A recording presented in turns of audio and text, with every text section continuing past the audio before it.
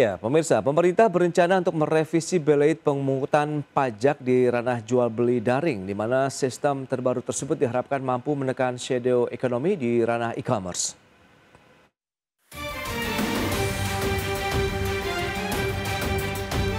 Kementerian Keuangan melalui Direktorat Jenderal Pajak memfinalisasi rencana penerapan pajak penghasilan 22 untuk pedagang yang melakukan transaksi di platform perdagangan elektronik atau e-commerce. Kebijakan penerapan pajak e-commerce ini menjadi bagian dari upaya pemerintah untuk memperkuat kepatuhan pajak sekaligus menciptakan kesetaraan di sektor digital. Direktur Penyuluhan, Pelayanan dan Hubungan Masyarakat Ditjen Pajak Kementerian Keuangan, Rosmauli dalam keterangannya menjelaskan bahwa marketplace nantinya akan bertindak sebagai pemungut PPh 22 atas transaksi merchant di platform mereka. Dengan sistem baru tersebut, pembayaran pajak yang sebelumnya dikelola sendiri oleh pedagang online, maka nantinya platform marketplace akan memotong dan menyetorkan pajak secara langsung sehingga pedagang hanya akan menerima hasil bersih atas transaksi yang dilakukan. Selain itu, Kementerian Keuangan memastikan bahwa ketentuan ini hanya akan berlaku untuk merchant yang beromset 500 juta hingga 4,8 miliar rupiah per tahun. Sementara UMKM dengan omset di bawah 500 juta rupiah per tahun tidak dikenakan pajak sesuai ketentuan Undang-Undang Harmonisasi Peraturan Perpajakan. Kebijakan ini diharapkan mampu menekan angka shadow economy di ranah e-commerce, sekaligus menciptakan level playing field yang setara antara pedagang online dan offline. Berbagai sumber IDX Channel. Ya, pemirsa, untuk membahas tema kita kali ini, menilik rencana pemungutan pajak perdagangan elektronik, kita sudah tersambung melalui Zoom bersama dengan Bapak Ruben Huta Barat. Beliau adalah Deputi Direktur Cita. Ya, halo Pak Ruben, apa kabar?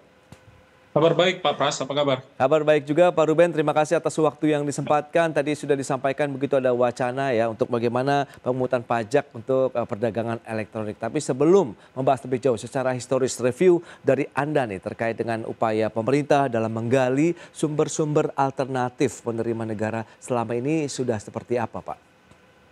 Iya, upaya pemerintah menggali sumber alternatif penerima negara terutama sejak saya menyoroti sejak 5 tahun terakhir ya. Oke. Kita melihat upaya pemerintah dilakukan dengan cara ekstensifikasi dan intensifikasi. Walaupun dalam 5 tahun belakangan ini upaya ekstensifikasi memang lebih gencar ya. Ekstensifikasi dalam hal ini adalah perluasan basis pemajakan, di mana pemerintah mulai melakukan pemungutan PPN atas transaksi yang dilakukan melalui sistem elektronik walaupun subjek pajaknya berada di luar negeri, di mana penerimaan PPN atas PMS ini setiap tahun mengalami peningkatan terus ya. Terakhir di 2024 dia mencapai sekitar 8,4 triliun, berarti kan itu sekitar udah sampai sekitar 0,5% dari target pajak sendiri setiap tahunnya. Kemudian juga adanya perluasan basis pemajakan, yaitu dengan dikenakannya PPN dan PPh badan atas transaksi perdagangan kripto ya. Jadi kita lihat memang strategi penggalian potensi perpajakan dengan ekstensifikasi dan intensifikasi memang memang seharusnya yang lebih diutamakan ekstensifikasi ya, karena ekstensifikasi memberikan beban pajak itu menjadi dipikul lebih banyak orang ya. Jadi juga memberikan keadilan kepada banyak orang karena beban pajak menjadi dipikul lebih banyak orang. Demikian Pak Pras. Baik, tapi kalau kita lihat pemerintah Presiden Prabowo juga saat ini tengah mewacanakan untuk menggali sumber-sumber penerimaan negara dari shadow economy atau underground economy. Nah, bagaimana Anda melihat kondisi ini, potensinya juga, kemudian apa juga yang dimaksud dengan shadow ekonomi sendiri begitu? Jadi kalau shadow ekonomi, kalau dari sudut pandang otoritas pajak ya, theoretically itu adalah aktivitas ekonomi ya, aktivitas ekonomi baik legal ataupun illegal. Otoritas pajak ini nggak melihat aktivitas berhak memajaki atas penghasilan baik itu legal atau illegal ya, karena Undang-Undang PPh nggak membatasi itu. Jadi misalnya wajib pajak memperoleh penghasilan dari judi pun Undang-Undang PPh tuh nggak membatasi. Sementara kan dari undang-undang yang lain kegiatan perjudian misalnya ilegal ya. Oke. Jadi shadow economy dari point of view otoritas perpajakan adalah aktivitas ekonomi yang seharusnya by law secara peraturan itu sudah memenuhi syarat untuk melaporkan dirinya sebagai subjek pajak kepada otoritas pajak, namun subjek tersebut tidak melaporkan eksistensinya ke otoritas perpajakan, sehingga ketika dia tidak melaporkan eksistensinya ke otoritas perpajakan, maka pemerintah juga menjadi tidak dapat memajaki penghasilan atau transaksi yang dilakukan oleh subjek ekonomi tersebut. Demikian ininya apa namanya definisi shadow economy dulu ya dari Oke. point of view otoritas perpajakan. Bagaimana kalau fenomena ini terus dibiarkan? Tentu saja akan mengakibatkan wajib pajak lain yang sudah subjek lain, entitas lain yang sudah mendaftarkan dirinya ke dalam sistem otoritas perpajakan akan tergerus kepercayaannya kepada otoritas perpajakan ya, karena melihat bahwa di sekelilingnya juga masih terdapat subjek atau entitas yang tidak melaporkan aktivitas ekonominya ke otoritas perpajakan. Yang pertama mengurangi trust kepada pemerintah dalam hal ini otoritas perpajakan. Yang kedua juga mendistorsi kompetisi ya. Karena apa? Karena pelaku usaha yang tidak mendaftarkan dirinya ke otoritas perpajakan tentu dia tidak menanggung biaya pajak ya, dibandingkan dengan entitas yang melaporkan kegiatan usahanya ke otoritas perpajakan.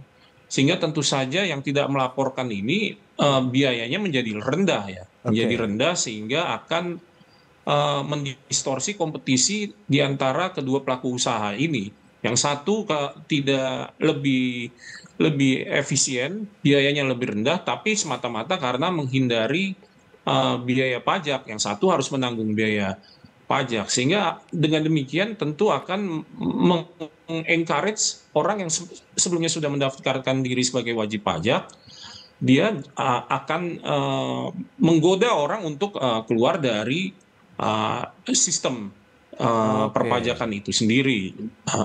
Demikian kira-kira efeknya ya, sehingga urgensinya apa kepada pemerintah saat ini, pemerintahan Presiden Pak Prabowo memang urgent ya, karena tidak hanya dari potensi perpajakan yang bisa digali dari aktivitas shadow economy ini, namun juga karena kalau fenomena ini dibiarkan, ada aspek selain potensi penerimaan itu sendiri yang menggerus, yang bisa menggerus kepercayaan kepada pemerintah, dan pada akhirnya juga akan mengencourage orang lain untuk juga mengikuti pihak lain yang tidak mendaftarkan dirinya ke otoritas perpajakan.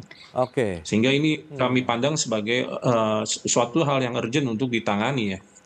Nah, Pak Ruben, lantas bagaimana dengan platform perdagangan elektronik begitu e-commerce, yang apakah ini bisa menjadi salah satu kegiatan yang akhirnya bisa dimanfaatkan juga sebagai sumber penerimaan negara alternatif begitu?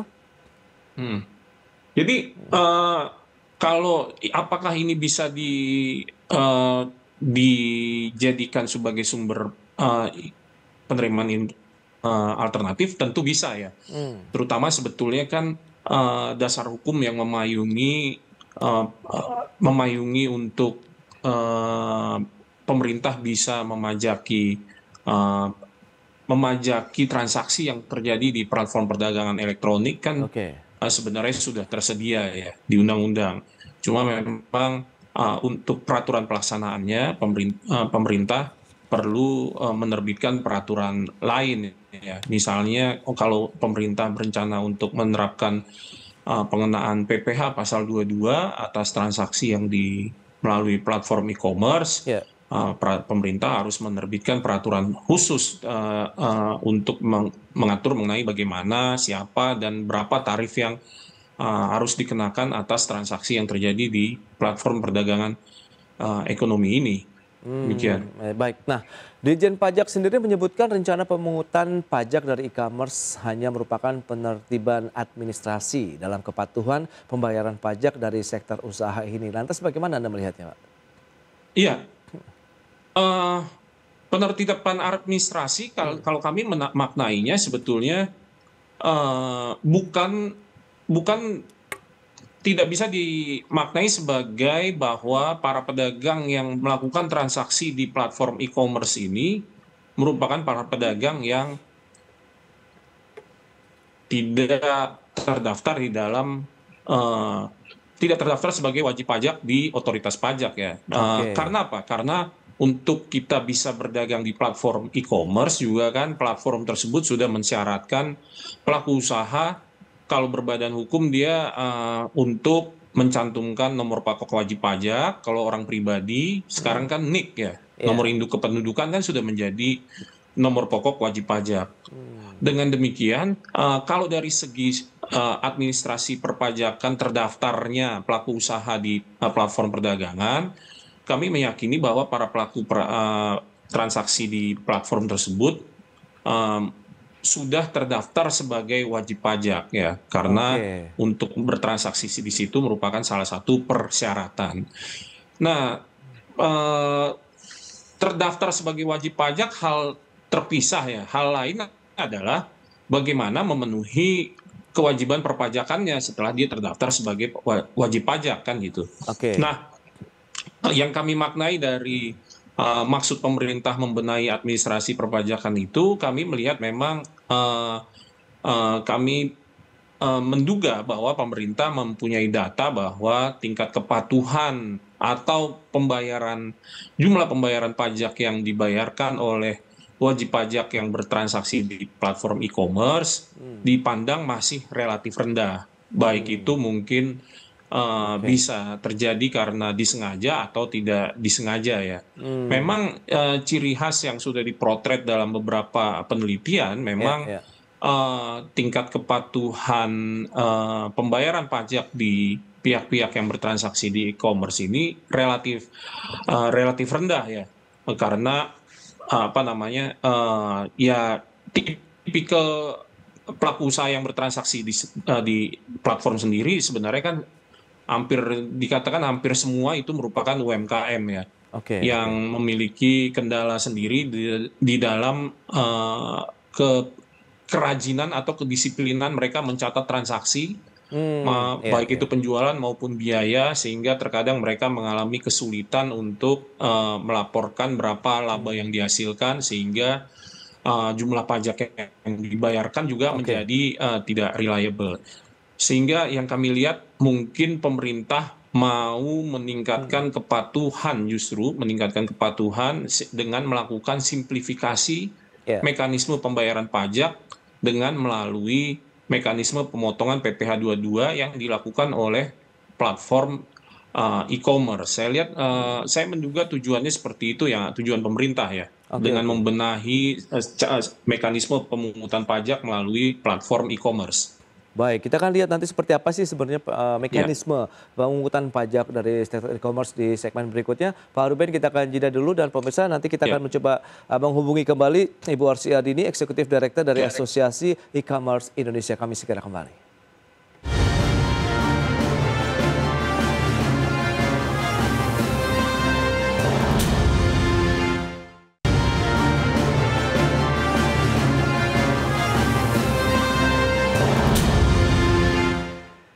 Ya, terima kasih Anda masih bergabung bersama kami dalam Market Review, dan kali ini sudah bergabung Ibu Arsy Ardini. Beliau adalah Eksekutif Direktur Asosiasi E-commerce Indonesia. Halo Bu Arsy, apa kabar?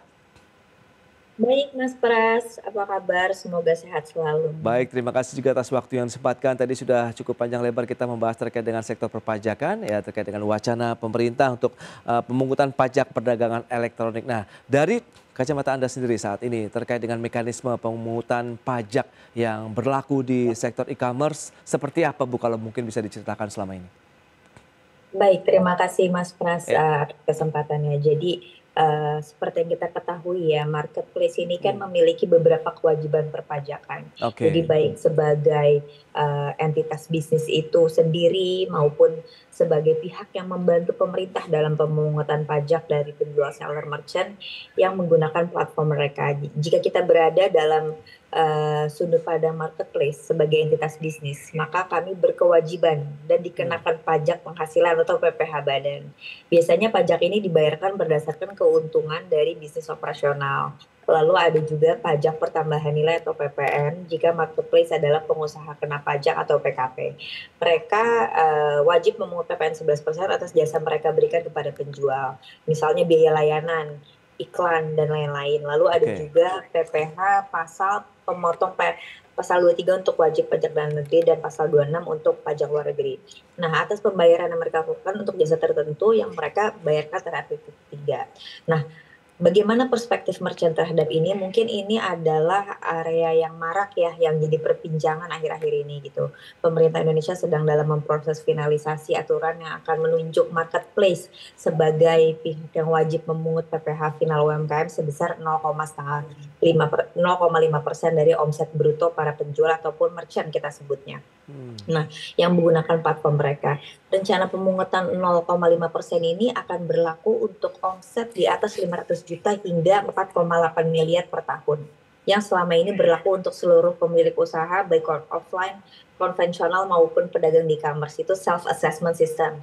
Jadi penjual menghitung, menyetor, dan melaporkan pajak mereka sendiri. Jadi kita diminta untuk melakukan suatu sistem self-assessment yang dimana akan embed ke dalam platform marketplace. Baik, tapi kalau kita lihat menurut Anda juga mekanismenya sudah cukup ideal atau memang masih perlu ada yang diperbaiki misalnya kalau bicara mengenai pemungutan pajak tadi? Iya, seperti spirit pajak di Indonesia yang self-assess ya, mekanisme tersebut sudah ideal. Upaya untuk mengoptimalkan penerimaan pajak dari ekonomi digital memang menjadi perhatian pemerintah saat ini. IDEA sebagai asosiasi ekonomi digital akan mendukung upaya pemerintah ini karena memang rencana kebijakan ini bertujuan untuk menyederhanakan administrasi pajak bagi UMKM. Jadi kepatuhan ditingkatkan, perlakuan pajak yang setara antara pedagang online dan offline, PPh dipungut, marketplace ini akan menjadi kredit bagi para penjual. Nah, tanggapan terkait dengan rencana pemerintah untuk melakukan revitalisasi sistem pemungutan pajak di industri e-commerce sendiri, bagaimana idea melihatnya? Ya, jadi sebetulnya apapun kebijakan dari pemerintah, kami tentu akan patuh, siap menjalankan sesuai dengan ketentuan berlaku. Tapi kepatuhan regulasi ini bagian dari komitmen kami. Tapi kami sebagai pelaku industri juga realistisnya perlu waktu ya Mas gitu. Karena kan pasti ada sistem yang kita build, ada infrastruktur yang kita harus siapkan. Begitupun infrastruktur dari pemerintah itu sendiri. Apakah memang sudah siap dan ready? Karena jika ini belum ready pun akan menjadi riak di publik dan juga bagi seller ataupun UMKM. Jadi kesiapan ini yang kami sangat concern, dan sampai saat ini aturan resminya memang belum diterbitkan sehingga kami belum bisa memberikan tanggapan secara teknis kan. Tapi sosialisasi secara terbatas oleh DJP kepada beberapa marketplace termasuk IDEA termasuk jadi bagian implementasi sudah kita ikutin. Nah, nantinya memang kalau nantinya platform ditunjuk sebagai pemotong pajak, memang implementasinya akan berdampak khususnya bagi jutaan seller ya, pelaku UMKM digital, karena itu penting bagi kami untuk menyiapkan kesiapan sistem tadi kepada para seller. Jadi kami siap bekerja sama dengan DJP, transparan, mendorong kepatuhan, dan juga tapi kita harus realistis juga bagaimana kondisi e-commerce juga sekarang lagi pressure to profitability, lagi sustainability, pasti ada prioritas-prioritas bisnis yang memang kita lakukan, tapi untuk mendukung program pemerintah ini kami siap mendukung, tapi mohon diberi waktu dan kejelasan dari sisi regulasi. Lantas Pak Ruben, bagaimana tanggapan Anda terkait dengan tadi beberapa informasi yang sudah disampaikan begitu dari IDEA sendiri bahwa memang perlu adanya sosialisasi, kemudian bagaimana peningkatan literasi juga mungkin dari e-commerce, kemudian kepada e-commerce maksud saya, Anda melihat perlu adakah ya tadi revitalisasi ini seiring juga sejalan dengan peningkatan pengetahuan masyarakat ataupun para pedagang elektronik begitu yang memanfaatkan e-commerce di sana, Pak Ruben? Ya, kalau perlu atau tidak sosialisasi memang idealnya untuk semua peraturan ya, Ya. tidak hanya peraturan yang akan diterbitkan menyangkut perdagangan di platform elektronik saja, tapi untuk semua peraturan memang kan pemerintah mempunyai kewajiban untuk melakukan sosialisasi setelah diterbitkan, bahkan sebelum juga pemerintah harus melibatkan para stakeholder yang terlibat dalam yang akan terdampak ya atas peraturan ini. Oke. Demikian juga karena yang harus dipertimbangkan perlu waktu yang cukup ya untuk melakukan sosialisasi ini juga karena kan menurut penelitian kami juga subjek yang melakukan transaksi yang menjadi pedagang di platform elektronik ini mencapai lebih dari 20 juta orang ya. Berarti kan itu dan hampir semuanya itu UMKM. Ya. Berarti kan hampir sekitar 10% dari jumlah penduduk Indonesia ya, Ya. yang akan terdampak, ya kan. Jadi kalau tidak dilakukan sosialisasi dengan baik, khawatir juga nanti pasti akan ada riak ya, ada sedikit banyaknya pasti akan menimbulkan komentar atau protes dari para pihak yang terdampak dan jumlahnya juga cukup banyak ya. Oke. Demikian Pak Pras. Ya, tadi dukungan juga sudah disampaikan oleh IDEA begitu melalui Bu Arsy Hadini begitu. Lantas kalau dari sisi kesiapan, kemudian tantangannya, bottleneck-nya nanti akan ada di mana nih Bu kalau memang nanti e-commerce sebagai pemungut PPh 22 ini? Ya, saya rasa kesiapannya ya. Jadi bukan hanya platform e-commerce yang nanti akan menjadi pemungut, namun juga kesiapan dari sisi pemerintah sendiri. Oke. Baik dari sisi sistem maupun pengawasan, serta bagaimana nanti menanggapi dinamika di lapangan. Pengguna Oke. e-commerce khususnya seller ini perlu dipastikan kesiapannya. Serangkaian edukasi sosialisasi tentu jangan dilakukan terburu-buru gitu. Jadi hati-hati dan sangat kolaboratif. Jadi harapannya pemerintah ini menunjukkan kebijaksanaan untuk memberikan waktu persiapan yang cukup untuk semua pihak. Kami yakin semua pasti mendukung, tapi jika tidak hati-hati dan malah nanti akan menimbulkan fraud dan lainnya, itu akan menjadi another problemnya, seperti itu bisa dikatakan. Tapi kami dari platform memang mendukung, tapi bagian pengawasan dan juga sistem source dan lainnya dari pemerintah juga sangat perlu diperhatikan. Baik, lantas kebijakan ini nantinya akan memudahkan untuk pedagang online dalam memenuhi kewajiban perpajakan seperti tujuan pemerintah dalam aturan ini atau seperti apa nih ya Anda melihatnya, Bu Arsy? Ya sebenarnya kalau misalnya data pasti terkait jumlah seller, mungkin kita ini bisa dilihat dari BPS ya. Jadi bagaimana memiliki data secara umum. Tapi kan seller dengan omset 500 juta sampai 4,8 miliar per tahun itu tergolong UMKM usaha kecil gitu, selama dikenakan PPh final 0,5% sesuai dengan PP 23. Aturan baru sedang direncanakan pemerintah kerjasama platform ini. Pelaporan ini menjadi mempermudah bagi seller di kategori ini. Nah, dari sisi jumlah kelompok ini lebih kecil dibanding pelaku usaha mikro, namun lebih besar dibandingkan pelaku usaha menengah ke atas. Jadi UMKM yang sedang tumbuh dan membentuk struktur usaha yang lebih serius gitu. Nah, seller dengan omset di atas 4,8 miliar per tahun ini juga tergolong menengah ke atas gitu. Jadi kita melihat juga jumlah seller kategori ini lebih sedikit kalau misalnya yang sudah lagi actual berjalan ya. Jadi meski jumlah seller di atas 500 juta per tahun ini relatif lebih kecil dibandingin total UMKM yang jutaan seller tersebut, ini kontributor terpenting dalam ekosistem e-commerce karena kebijakan pajak yang menyasar mereka itu perlu dirancang pendekatan yang proporsional dan bertahap.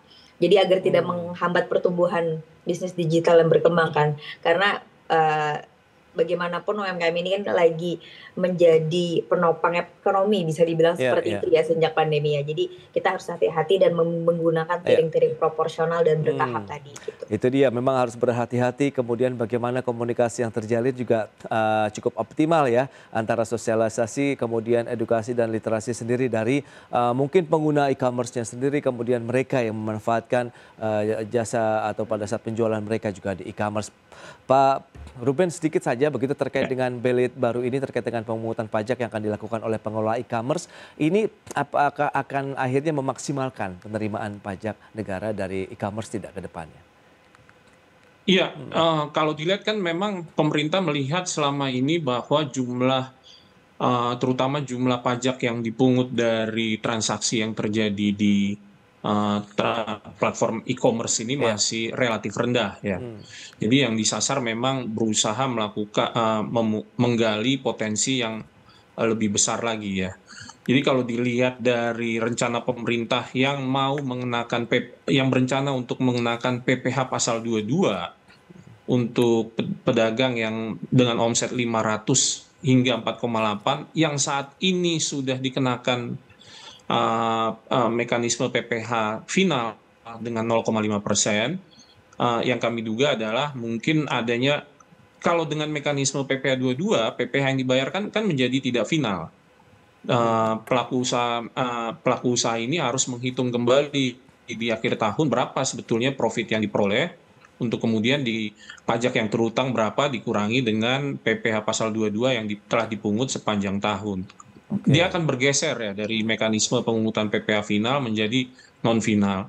Sehingga yang kedua juga tarifnya kemungkinan tarif PPh 22 akan berbeda, tidak lagi 0,5% ya, karena tarif PPh 22 bisa berkisar hingga setinggi sampai 10%. Jadi yang kami duga adalah kemungkinan memang pemerintah berusaha meningkatkan penerimaan dari terutama dari transaksi yang terjadi dari perdagangan sistem elektronik ini dengan meningkatkan tarifnya, dan juga dengan meningkatkan penerimaan karena tidak lagi terkena rezim pemajakan secara final, sehingga pajaknya dikenakan atas real laba yang dihasilkan oleh pelaku usaha di platform e-commerce. Demikian Pak Pras. Baik. Berarti kita akan tinggal tunggu saja begitu. Semoga ada solusi ataupun paling tidak win-win solution lah kalau memang pada saat ini diterapkan, everybody happy lah begitu ya, dari si pemerintah, pelaku usaha e-commerce sendiri begitu ya, Bu Arsy ya. Baik, sayang sekali waktu terbatas. Pak Ruben, Bu Arsy, terima kasih banyak atas informasi, update dan juga insight yang sudah diberikan kepada pemirsa IDX Channel pada hari ini. Selamat melanjutkan aktivitas Anda kembali. Salam sehat. Sampai berjumpa kembali Pak Ruben, Bu Arsy. Terima kasih Pak. Terima kasih Bu Arsy. Dan Mas Pras. Baik pemirsa, 1 jam sudah saya menemani Anda dalam Market Review, dan perbaharui terus informasi Anda hanya di IDX Channel, your trustworthy and comprehensive investment reference. Karena urusan masa depan harus terdepan, aku investor saham. Ya, saya Prasetyo Wibowo beserta seluruh kerabat kerja yang bertugas pamit undur diri. Terima kasih, sampai jumpa.